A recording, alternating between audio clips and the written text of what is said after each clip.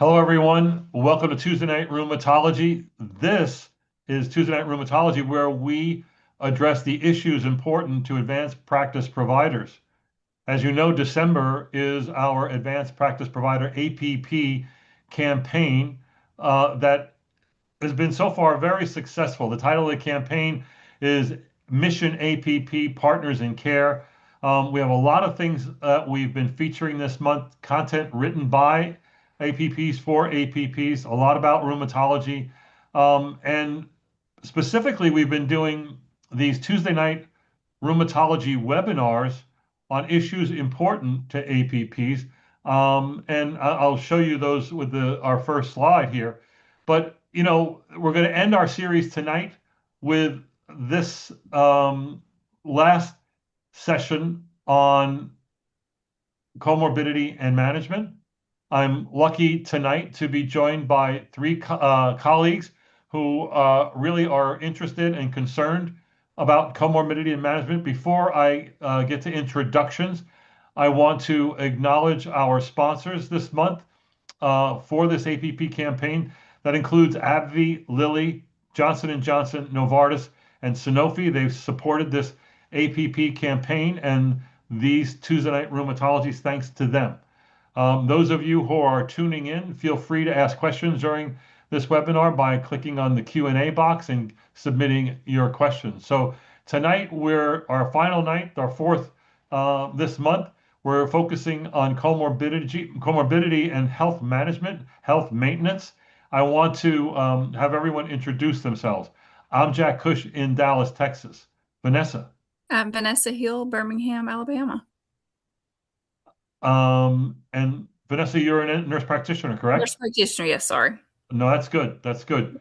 God forbid we don't need another rheumatologist on this. Um, 16 years. Lindsay, Hi, my name is Lindsay Tom. I am a physician assistant and I am coming to you from Reston, Virginia. excellent. And Barbara, Hi, I'm Barb Slusher, PA in rural South Carolina, adult rheumatology. excellent. So tonight we're interested in that thing that I believe APPs are better at than rheumatologists and physicians are, which is identifying and managing comorbidities and health maintenance issues.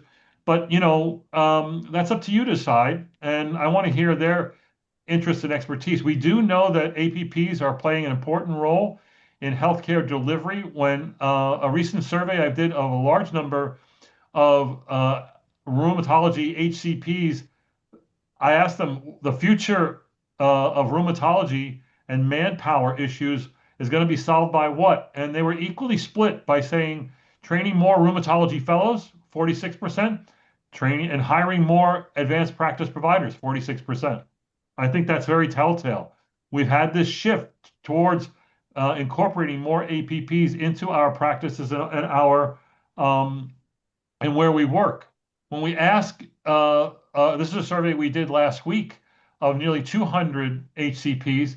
We asked them, what are rheumatology APPs best at providing? On the left, they said 58% said collaborative team care, 22% said chronic and preventative care, with very few doing specialized care. And then we asked another question is, of all your, the many things that your APPs are doing, are they doing any niche or specialized things?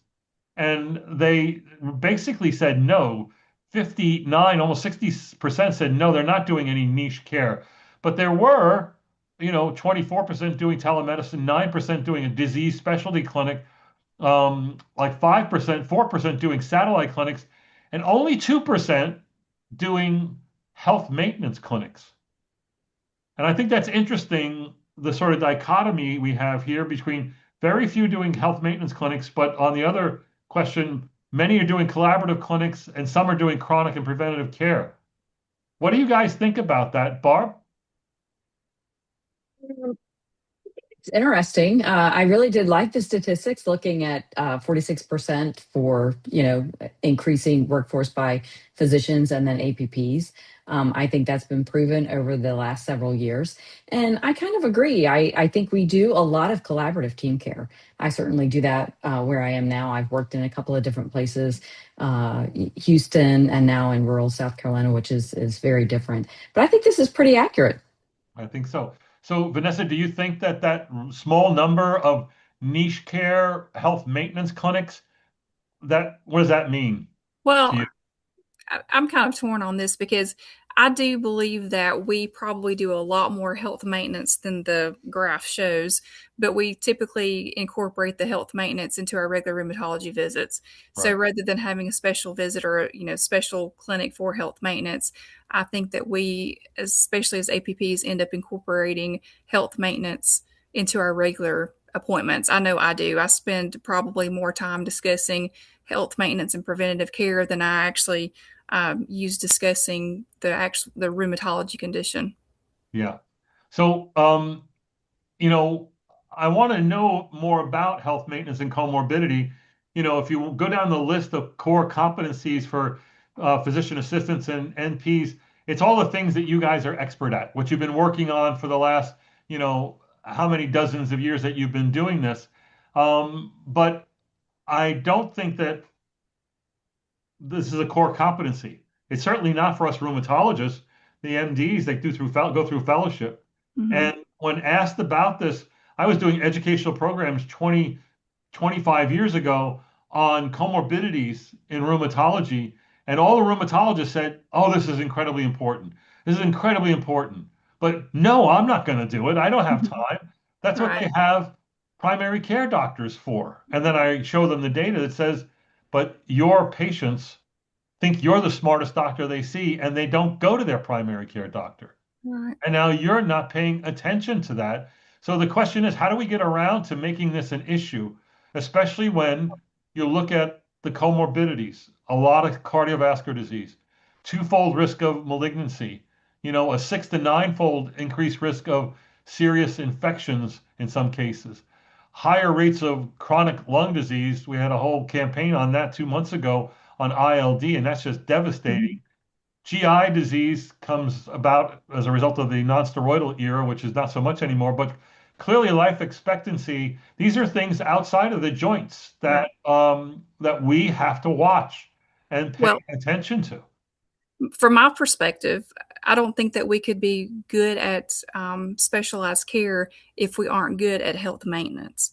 And so maybe, more than maybe it's just more of the issue of who's performing the health maintenance rather than who's thinking about the health maintenance. But I know for me, I cannot take care of a rheumatology patient without considering their comorbidities and health maintenance as well. So to me, it's a building block. If you don't have that, the base building block of understanding health maintenance and comorbid conditions, then I don't think that you can do your best at taking care of the complex diseases that we take care of in rheumatology. The diseases themselves are complex enough and deadly enough. They certainly don't need the other problems that comorbidity and health maintenance can bring. Lindsay, how do you manage that in the course of your work? So I think that's also where APPs also can help play a big role. I think that all rheumatology providers want to be good at health maintenance. We want to take care of these comorbidities. We want to be doing all these screenings. We know it's important. I think historically, it's just been a challenge with where is the time with all of these diseases we're treating. So as we bring APPs to help, establish more care for patients and be able to give them more time on that rheumatology care team, I think that it allows us to be able to manage those health and comorbidities and health maintenance screenings a little bit better. Do any of you have, I hate to ask this question because I know it irritates me. I know it irritates my rheumatologist friends. Do you have an EMR that pings you about health maintenance all the time? Does that happen? Yeah. No. It happens in Epic, and only if your system turns it on, Hmm. right? It can be really irritating. Um, but then again, wouldn't it be useful? So I guess the fact that most of us don't have that going on, meaning it means that we either have to be cognizant of this issue and deal with it, or wait for the computer to remind us, which is probably a really bad idea. Now, our EMR, we do have a tab for health maintenance. You can click on it and view it, but there's no alarms or warnings. You have to consciously go there. Right. Okay. That's good to Ours know. is similar. Yeah. Yeah. Okay. So when I was doing a lot of comorbidity lecturing, as I said, 25 years ago, I asked the audience, all rheumatologists, a few APPs, because there was less back then being employed. Do you do these things? And the answer, of course, is yes to all of them. I treat complex disease. I examine skin and joints. I assess and quantify disease. I diagnose with certainty. I screen. I monitor.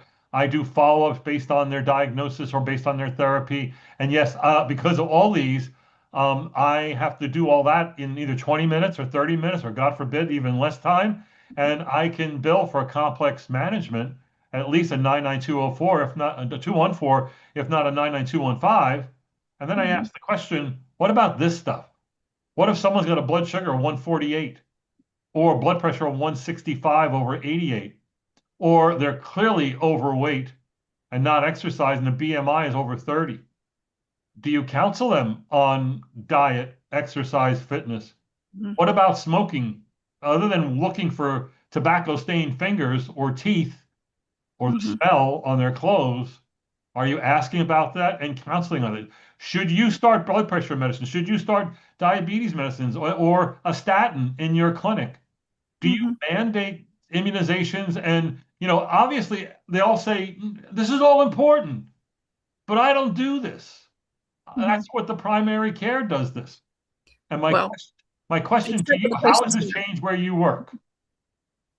I think it depends on, I know some patients, at least where I am, I have a wide range. So I have some patients closer to the city. They have their primary care. They see them all the time. They're like, my primary care checks my blood pressure. Yes, it was high. I'm seeing them. I have a log.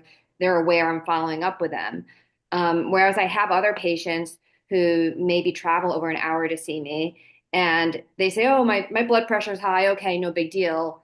And if I ask them about it, nobody's following up on this. And sometimes they give me like a wishy-washy answer of, yeah, I'll see somebody, but I know it's not going to happen. And if that's the case, I take over because I know it's just not, they're not going to have it taken care of. And that's so important for their health. So that kind of divides in my situation. I think it does depend on how your clinic is set up. Where I work now, it's a federally qualified health clinic. So there is primary care that is attached to the care that we provide. So I can definitely, respond back to the primary care to ask them to help manage these, Right. if it's weight or exercise. But in general, I do bring those up and discuss with patients. So what I'm hearing is that it kind of depends and it's kind of individualized based on where you work. But I'll then say, and the point being, who's really responsible for this other stuff? The PCP, the rheumatologist, or the APP? And I'm going to say We all are. we all are at every visit. Yeah. We are. And that may mean something different for everyone. Just because we address it does not necessarily mean we have to manage it. But I mean, I'm huge on smoking cessation. Over the years, I've had several people quit smoking because they're literally sick of hearing me lecture them every time they come in. I address weight, I address the need for exercise, and I have eyes rolled at me in clinic every single day because I have to address these things. But I think it's my responsibility to address it, because if I recognize there's a problem, I need to bring it up. If we recognize there's a problem, but we don't bring it to the patient's attention, then they may not really realize it's a problem and that it's that important that they address it. So, with the blood pressure, we talk about the blood pressure, we talk about weight, exercise, smoking. If I have someone who's hypertensive and they don't have a physician, then I'm going to start them on medications. I have started patients on metformin for diabetes in the past because I know that they are not going to follow up anytime soon. So I think it's everyone's responsibility to recognize it and make the patient aware, and to at least educate the patient on whatever, if it's blood pressure or diabetes, it's our job to educate them and help them to make better choices for themselves. And when it comes down to who's going to manage these things, I think it depends on what the comorbid condition is, because I cross the line I draw the line at managing diabetes. I'll start somebody on diabetic medication on metformin, but that's it. They're going to have to see primary care or endocrinology. I like that you said that you overwhelm the patient with your questions about smoking and whatever. I'll give you the little vignette that most doctors don't want to talk, really don't get into weight management with patients because they say they never lose weight. I tell them every time they never do anything about it, and that's sort of task inertia or choice. And it's also like you have so many tasks to do. If they don't actually result in an action, why do them? That's like choice overload. If I give you 95 choices for Mhm. what movie we're going to say, you go see, then Lindsay's going to say to me, Forget it. I'm not going to go to the movies with you. Too many choices, Mhm. right?"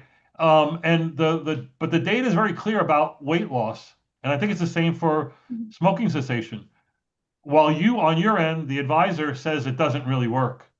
You look at people who do lose weight, Mhm. out of the 1,000 people that do lose weight, of 1,000 people who need to lose weight, 137 did. The number one factor that made them lose weight was their doctor Mm, and the true. counseling, right? And that's Mhm. why Yeah. you're sort of obligated to do this. Well, I do. and I don't just lecture them on the need to do something. If I explain to them that something needs to be done, such as weight loss, then I also take the time to I don't offer them a whole lot of choices there, but I will, we'll either talk about low carb, we'll talk about intermittent fasting, a couple of more simple things, and then I keep pamphlets on hand in my office so I can give that to them to review as well. And I think patients, like a lot of times for myself, they want to do what they can to help themselves. They need that guidance, though, you know? So, in terms of like exercise, fitness, weight loss, even Mhm. smoking cessation, sometimes like it needs to be brought up to them. You don't want to assume the primary or somebody else has Mhm. brought up these other options, because sometimes they just need someone to take that extra time and explain the importance of how it affects Mhm. multiple conditions, including their rheumatology stuff and some of the other options we can do to help them. Right. And I'd like to bring up too, Jack. I don't know if you can go back to the slide with the comorbidities and what the increased risks are. Yeah, with the one prior to that that had the colors. Oh yeah. Yeah, that's a really beautiful diagram. I love it. So, I've recently gotten certified in lifestyle medicine. Lifestyle medicine is a framework where you really look at the key components. What is Mhm. the underlying disease? What is the root cause? So, when I talk to patients, I do pull in their hemoglobin A1C. I do pull in their lipid panel. I may not be ordering it, but I review it whole and total. I look for Mhm. any anemia, chronic kidney disease, and I tie it all together under lifestyle medicine. And I teach that if we improve your joints, we're actually making your kidneys better. If we improve your kidneys, we're actually making your brain better. If we make your brain better, we're making your lungs. So I connect it systemically and whole. For lifestyle medicine, it's basically 6 pillars, and it's just a framework for you to put things together for the patients so that when you're educating them, and education is a huge component that Mhm. takes a lot of time, but also you're giving them some steps forward. And I have them pick one of the 6 pillars, which is either they can do nutrition, activity. Notice I didn't say exercise, it's activity, restorative sleep, keyword restorative, risky substances, smoking is included in there, social connection, and then stress management. To me, lifestyle medicine fits it all very nicely. Mhm. For the clinic that I work in, we have patients that have social determinants of health, which are, very specific and add another layer of complexity to treating our patients. We're looking at probably maybe in July doing shared medical appointments where you bring in 10 or 12 patients in a group together. They Yeah. may have the same condition or maybe they don't, but you kind of focus on things as far as lifestyle medicine. So No, I I just like wanted to that. tie that all together. Yeah, I like the six pillar approach. It's very similar. You should cross-reference what you do with what Brian England is doing Mhm. in comorbidity management, where he's got these domains that you need to review in managing a disease, a chronic inflammatory disease like RA. I want to go to ask this question. Um, PCPs. Some have them, some have them don't go to them. Some are referred and don't go. Some refer the PCP. Do any of you have a rule that says that I'll see you, the patient, as long as you have a PCP? I had that rule for many years and tried to impose that on my patients, and I don't think it worked at all.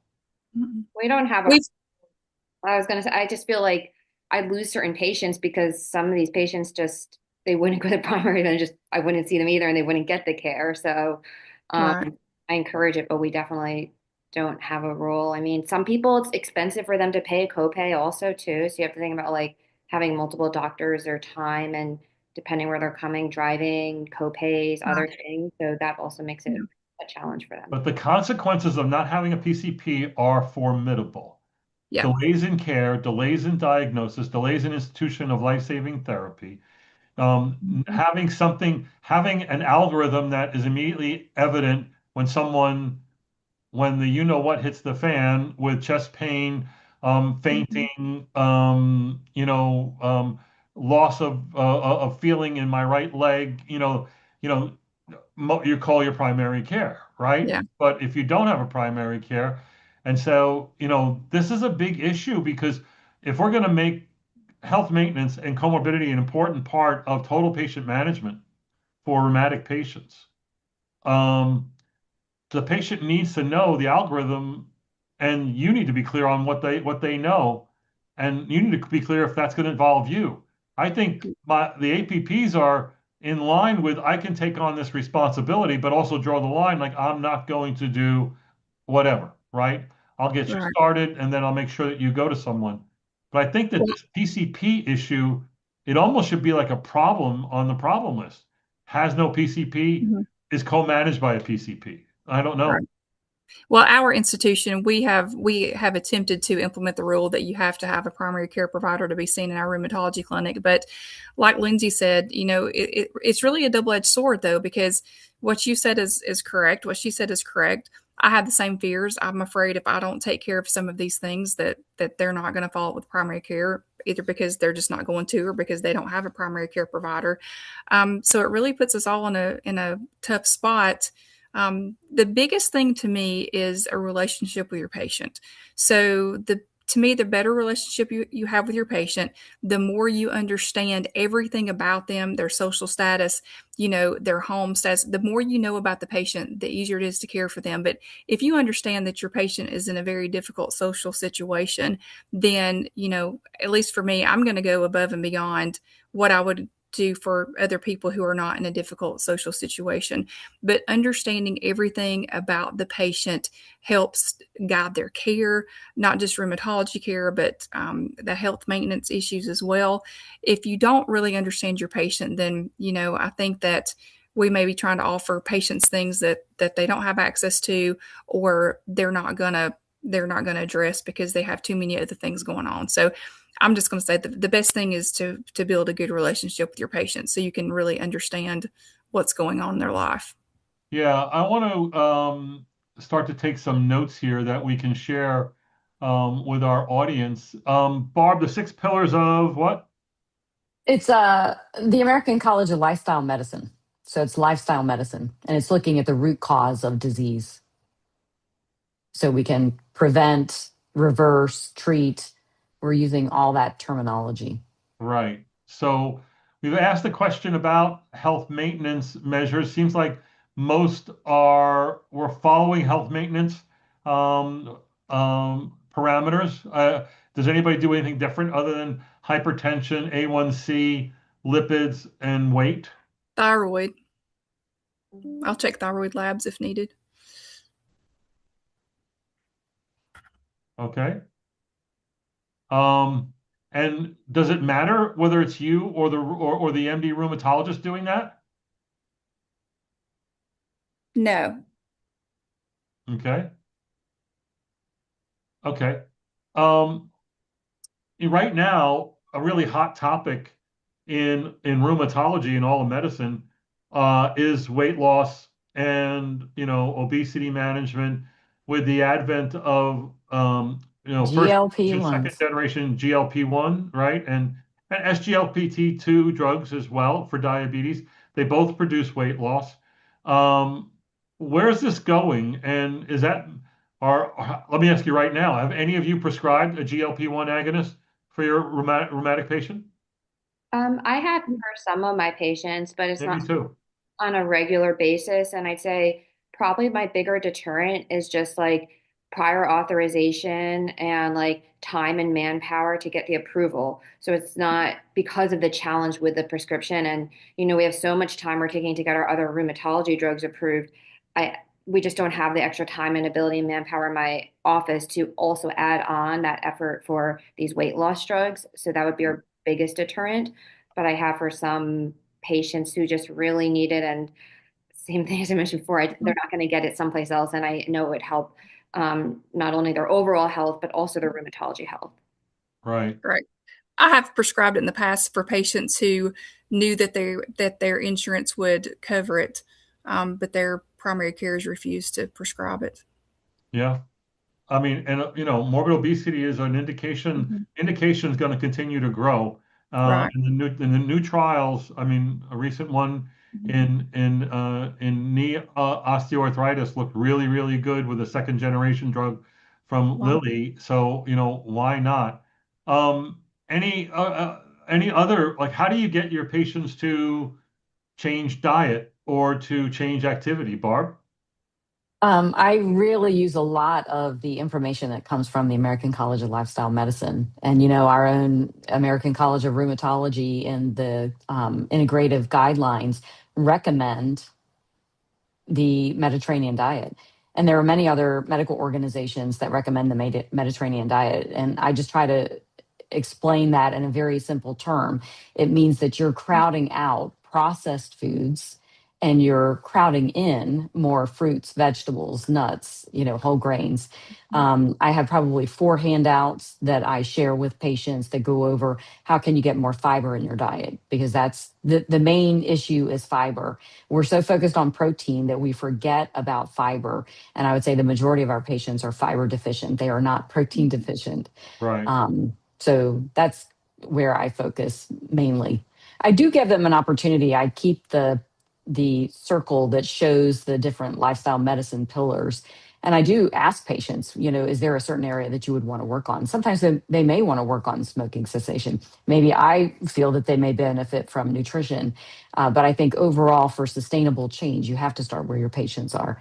And small is the way to go. Small steps are more sustainable. So even if they're doing small changes, if it's they've lost a few pounds, or with diet, I think the first thing that we see is that patients do feel better.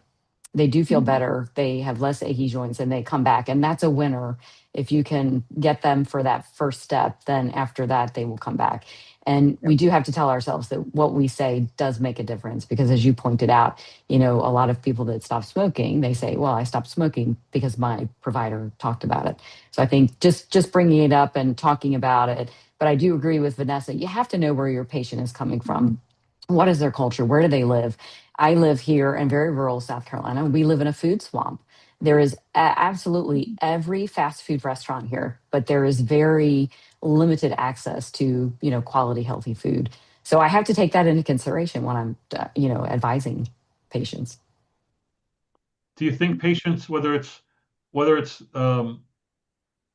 smoking or weight loss or whatever, they need a program to latch onto. Like I was taught a long time ago, smoking cessation is hard, and as is alcohol, it's hard to go cold turkey. You need one, the guidance, two, maybe a drug, and three, the program, the support program, and then four, to do it with other people, and is it important that you either lay out a program or have access to a program? Lindsay, how do you handle this kind of stuff? I think a lot of patients are different. So I think it's a discussion that you need to have with the patient. If have they previously tried quitting smoking? What have they done and what's worked and what hasn't worked? What works within their schedules and their time frame and what they're interested in. Some patients are very adamant that they don't want to add another medication. They want to try something else first on their own in other ways, as opposed to some patients are very open, like, yes, if that's going to help me, I'll do all the tools. So I think I bring up all of those as options in discussion that these can all be helpful, but determining the exact plan per patient, it's individualized of also what works for them. Yeah, I think that that's really key, and most of that is really spending a time with the patient to have the Mhm. conversation, to ask the question, to listen, all of those things. Is it different for steroids? Right now, steroids are continue to be the hottest thing in rheumatology. The best Mhm. quote that we ever had on steroids was from Peter Merkel, which said steroids are the best drug and the worst drug that we have. Yep. And now, the argument is should people be on a little bit of steroids forever, or should they be off of steroids as quick as possible? We do know that people on steroids have horrible outcomes. The higher the dose, the worse the outcome. And it's sort of like circular reasoning, of course, as to why that happens. But if the idea is we're going to counsel on steroids, um, do you have a plan? And then B, how do you handle steroid-induced osteoporosis, where I think it's more formal and there's guidelines, as opposed to what you do on counseling people to get off steroids. Who wants to tackle steroids? I'll weigh in. I am pretty strict about talking early with patients and talking about how long have you been on steroids?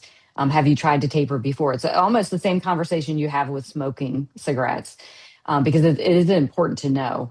And I will try cutting their dose in half. I'll do a lot of 5 milligram intermittently with 2.5, or depending on if they're starting at 10, just kind of alternate every other day, and I'll Mhm. leave them at that dose until they come back next time, because then that is a true test if they can maintain at that. If they can't maintain at that, then I know I have to go a lot slower.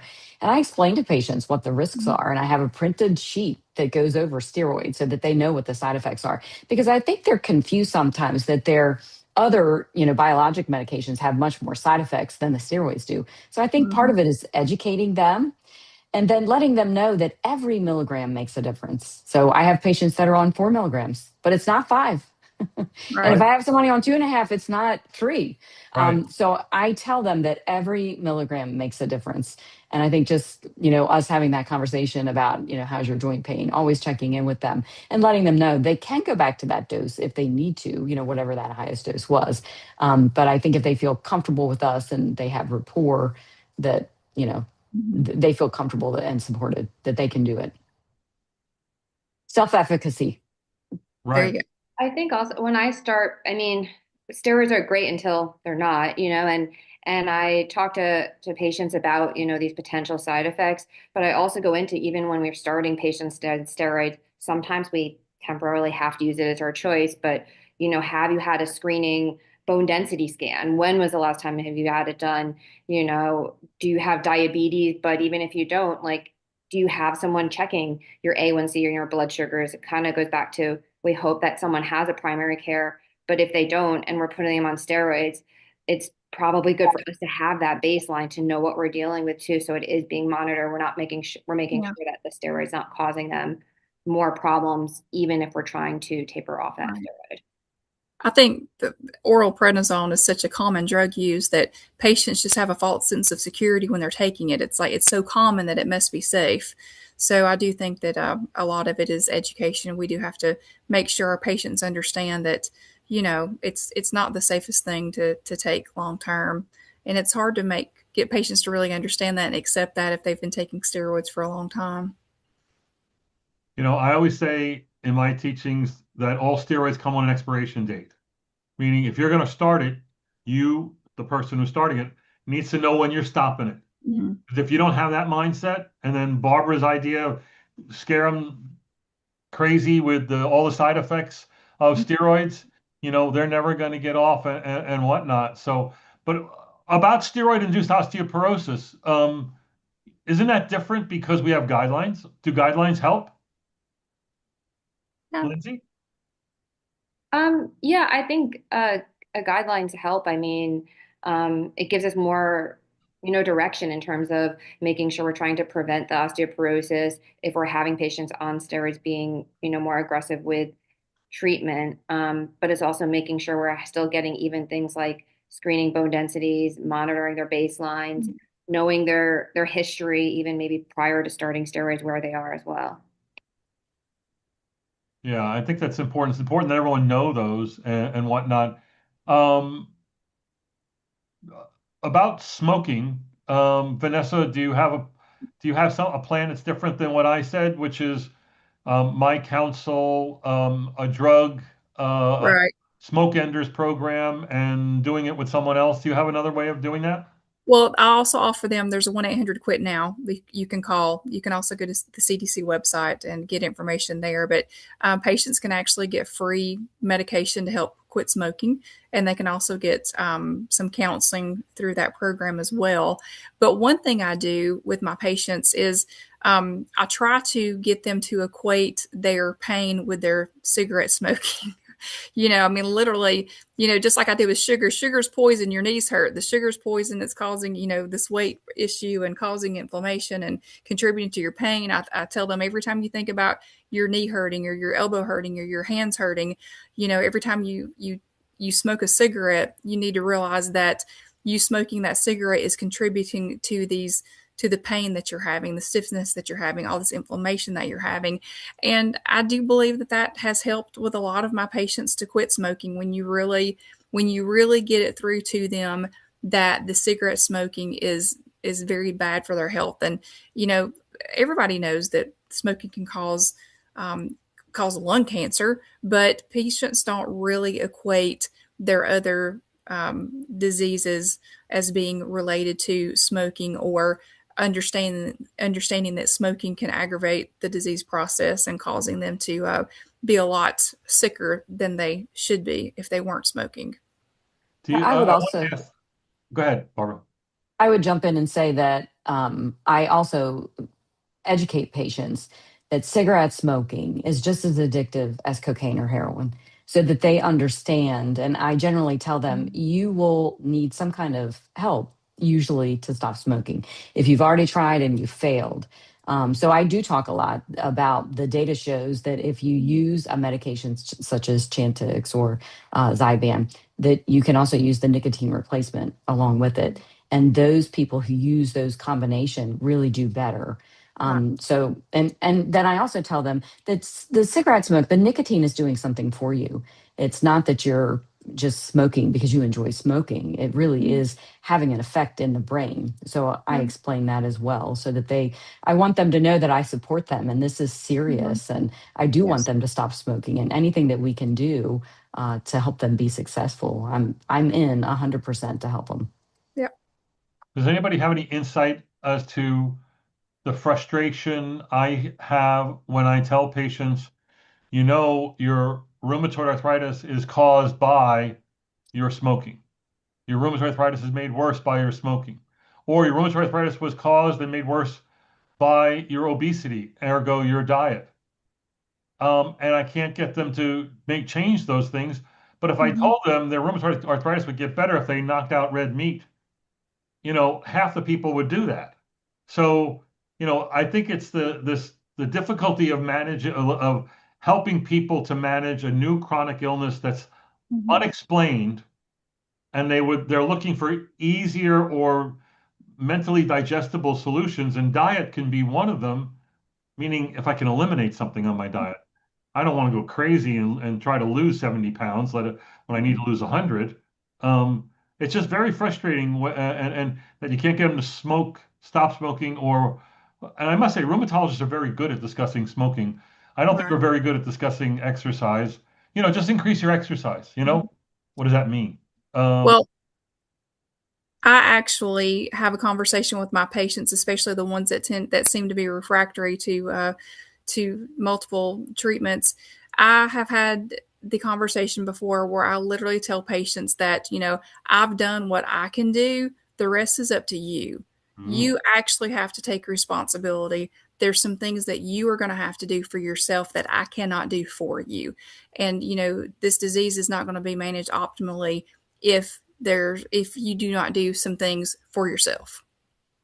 We have oh, to put some of that responsibility on the patient. We can't fix everything. exactly. Okay, put responsibility back on the patient when possible. Yes. And And to me, that's exactly what lifestyle medicine does. But it Right. comes from a different perspective of you standing with the patient, looking at the problem together.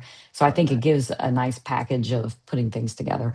I did want to say there is a free program that I use. It's called Full Plate Living, and it's online, it's free, it's self-paced modules that you can do that talk about increasing fiber and looking at it's called full plate, but making your plate full so that it's easier to get the nutrients that you need while trying to reduce your weight.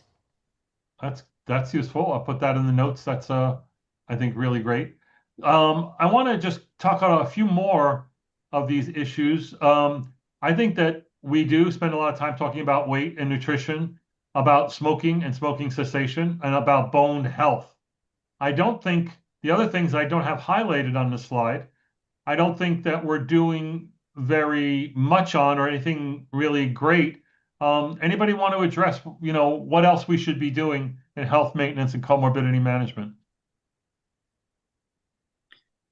One thing I always talk about is restorative sleep. I always discuss sleep with my patients because most patients come in and one of their number one complaints is, not only their joint pain, but fatigue as well, brain fog. Um, just, yeah. So I have a very long discussion about restorative sleep. I probably order more sleep consults than anybody at the institution where I work because I've recognized how much sleep apnea can affect patients and affect every part of their life. But not only sleep apnea, I mean, just patients who have poor sleep hygiene and people getting non restorative sleep for other reasons. I try to explain to them that, we can fix every problem you have, but if you're not getting restorative sleep, you're not going to feel well. Right. The fatigue, brain fog, memory issues, depression, explain how pain, how not sleeping well can affect their pain. And typically, I have pretty good success getting patients to go to sleep medicine consult and have a sleep study. Using a CPAP's a different story, but we have to start somewhere. I do agree. And Vanessa, there are lots of studies showing that IL-1, IL-6, TNF alpha, CRP are all elevated in people who have, Mhm. sleep deprivation. Yep, So exactly. we know that it impacts the immune system. I have had some luck talking with patients about their immune system. Look, when you're sleeping, your immune system is recalibrating. Your brain is cleaning itself, your gut is cleaning itself. So I try to link all those organ systems together. Right. And especially for like lupus patients, I think that's super important. And I agree with you. I definitely refer for lots of sleep studies I I because I also think it's so use the important. analogy. I also use the analogy of how oxygen deprivation can kill cells. You wrap a rubber band around your finger and see how long it stays on there. If you think about your entire body going without adequate oxygenation while you sleep, just imagine what's happening. What about dentition? There's a lot of data about, Yes. gingivitis and poor oral hygiene. And, it's very in Mhm. vogue now because we're getting more and more into Sjogren's syndrome, but it's really in all forms of arthritis. This is a big contributor. I don't think I'm very good at looking in mouths and, and counseling or, pushing dental appointments and things like that. Do any of you have a different perspective on how to better do that? It's a tough one. I mean, I typically, especially with my Sjogren's patients or anyone who complains of dry mouth, I try to encourage them to have their teeth cleaned every 3 months rather than every 6 months. Of course, that's extra cost, so that's not feasible for everyone. I will have to admit that I am not good at looking in mouths. I will ask questions about dentition, probably not as much as I should, though. You know what I think is the single greatest impediment into looking in someone's mouth is A, the disappearance of the tongue blade, and B, cell phones. Because no one can find a pen light anymore. We used to always have them in our pocket. Mhm. And now because you have a cell phone that's got a flashlight on it, you think that's good enough. And in fact, it's really poor. Um, Bring back the pen light. Or you know what? I'm going to give this to you, Barb. You can invent the tongue blade pen light and sell them, and you'll make tons of money off that. Um, what I'll about be on that. yeah, what about vaccinations? Um, do you do them in your clinic? Is it your responsibility? I mean, I discuss it with all my patients. I think vaccinations are obviously so important, but we don't order and administer them, at least at this point. I know it's been discussion where I work of managing it, but um, I guess similar to some of the other things, we have so many things we're trying to do. So we just haven't taken it on board as something that we're continuing to do. So it's discussed with patients, but we're not ordering, storing, administering all of these with vaccines. And the point being that vaccines are usually handled by either the primary care doctor or the pharmacist. Mhm. And, if they're not, again, we have the primary care problem, and if you're doing that, you have to do it. We provided influenza vaccinations, usually starting in September, going all the way through to probably beginning of February, and both high dose and usual dose, and with great success in having, the rules that, if you're on methotrexate, you skip methotrexate for 1 week after the vaccine. That's what you need to make the vaccine work. But that all other drugs in it, that works for pretty much everything. But if you don't have a strong plan on that, Mhm. the work at UAB where Vanessa works is very strong in showing that rheumatologists are just as bad as primary care doctors, if not worse, in ensuring that their patients have Mhm. influenza and pneumococcus. Forget about the Mhm. newer ones like COVID and RSV. Exactly. Yeah. Where I work, we are starting like an in-house pharmacy, and I know a lot that's the common with more rheumatology groups now too. So the question is, if you have like an in-house pharmacy, will this later help the trend of maybe doing some like Mhm. vaccinations and stuff? Um, Maybe, I don't know if it'd make it easier with some of these like storage and having another um, kind of tool, but I guess we'll see. What I I've think seen. go ahead. Go ahead, Barbara. I was going to say, and where I'm working now, I'm shocked at the vaccine hesitancy. So I didn't have to deal with it as much, in Texas as I do here in South Carolina. So I really feel like I'm at a loss sometimes talking with patients about recommending the flu, a simple flu vaccine. Yeah. So It's made it's worse by unfortunate. it becoming a political issue that it really shouldn't be. It should be based on the evidence, and the evidence is strong for most of the things we're talking about. Patients who have chronic inflammatory diseases have higher rate of cardiovascular disease, Mhm. have higher risk for serious infections, hospitalizable infections, and are at higher risk for cancer. So, how are we handling cancer screens? I think in rheumatology, we only get involved in cancer screening when we get a polymyositis, dermatomyositis patients, and then we're like all over it. Mhm. Should you be recommending and following through on health maintenance as far as cancer screening? Yeah, these are hard things. Yep. Well, I discuss these things with my patients. And again, to go back to the lack of primary care, I order mammograms, I have ordered colonoscopies, I have ordered PSAs. Basically, I do what I feel like I need to do. I do address it in the clinic and I do order what I need to order. Um, I would like to say that I'm pretty good at that, but I guess if I went back and audited myself, I'm probably doing it less than I feel like I'm doing it. Yeah. Do you have anything that you do on this, Barbara? I bring it up and review it. Again, it's a little bit different because we do have primary care that's attached to our clinic. We do have some patients that say that rheumatology is their primary care. I try to disagree and say, oh no, we're not, because I haven't done a prostate exam in many years. I can assure you. But I think it just comes up in conversation. I particularly, because we cover so many organ systems with review systems, we'll ask them about bowel and ask them if they have any history for colon cancer. And certainly, I make those recommendations, but, I may counsel, but I certainly don't manage or order. Okay. Right. All right, so we've covered a lot of things, a lot of topics here, and a lot of to-dos, if you will, for health maintenance and primary prevention and managing comorbidities. As we end, does anybody want to bring up one more that we haven't brought up that's not on our list? I like that we added sleep and the importance of sleep to this list. Is there anything else that we haven't talked about? Mental health. Oh boy.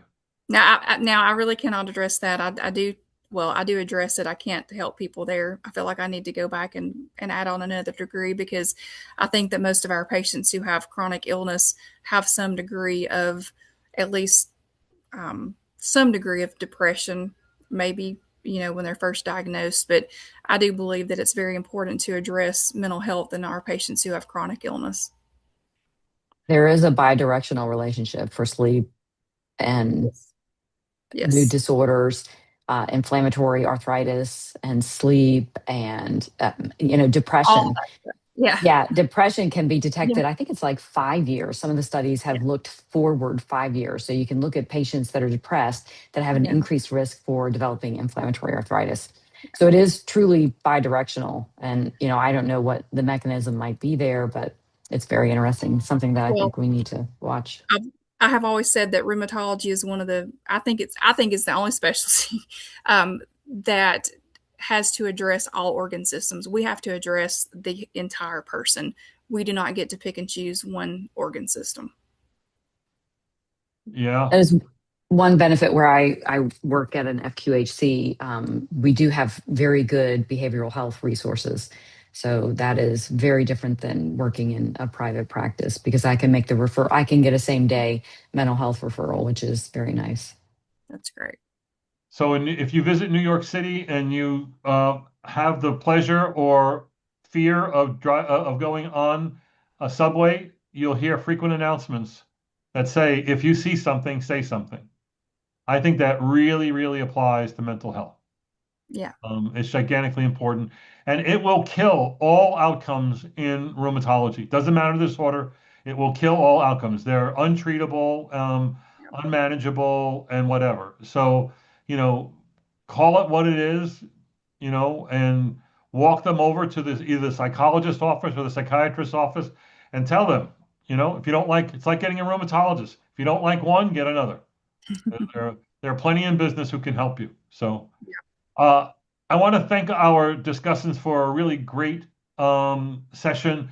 I think this was really useful to review the many things that we should be talking about this month, especially comorbidity and health maintenance in our patients. This is the final in this Tuesday Night Rheumatology series. We'll have other campaigns and other series in 2026 going forward. I want to remind the audience that Room Now Live is coming up in Dallas and virtual online February 7th and 8th. You can register now at roomnow.live. Folks, thank you.